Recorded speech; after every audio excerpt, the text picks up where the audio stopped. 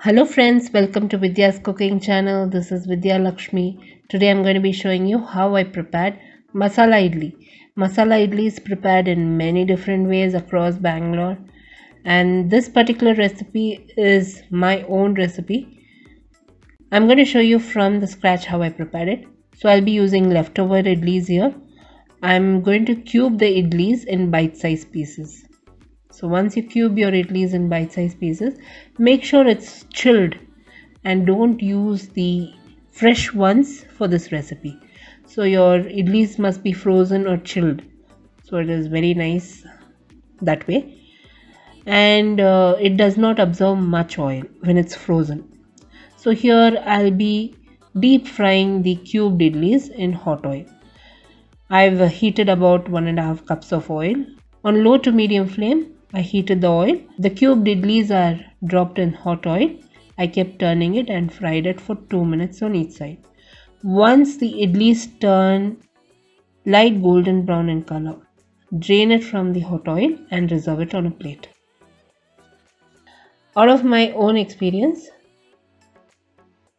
if you're going to fry your idlis, make sure it is chilled thoroughly or it's frozen. You cube it and freeze it, then you fry it. It will absorb less oil.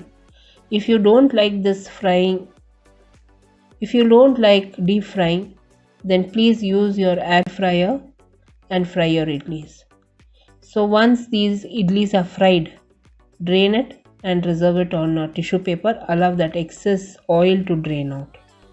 So this is the first step. Now after this, you need to clean all your veggies, chop all your onions, ginger garlic and chilies and reserve. So my idlis are fried and my veggies are done. I'll post all the prep steps in my blog, so you can visit my blog for a detailed recipe and what all ingredients I've used in this recipe. Here I've heated a kadai on medium flame and I've added the oil. Once the oil heats up well, that's when we'll add our asafoetida. We'll add finely chopped onion, finely chopped garlic, finely chopped ginger, chilies, curry leaves. We'll fry all these ingredients. You can use ginger garlic paste also if you don't like it finely chopped. So once I've added all the ingredients, I fried the onions for 2 to 3 minutes till it turns transparent.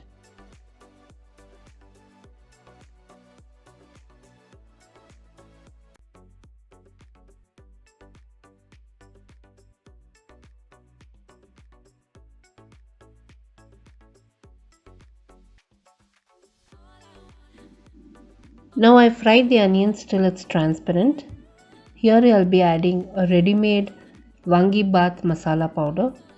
You can use the recipe how to prepare Vangi masala. I'll post my recipe how to prepare Vangi masala powder in the description box below this video or the icon above this video. Now once I fried the Vangi masala for a minute's time, I've added my fried idli and fried all the ingredients for another 2 more minutes. We'll just sprinkle little water and we'll stir and cook the idlis for another minute's time. And finally I'm going to garnish it with some coriander, finely chopped coriander and tiny amount of lime juice. All the ingredients used in this recipe, friends, along with my detailed blog post, will be listed in the description box below this video. If you enjoyed watching this video recipe, do like, comment and subscribe to my channel. I've served my masala idli. You can serve this recipe for breakfast or for evening tea. We thoroughly enjoyed it.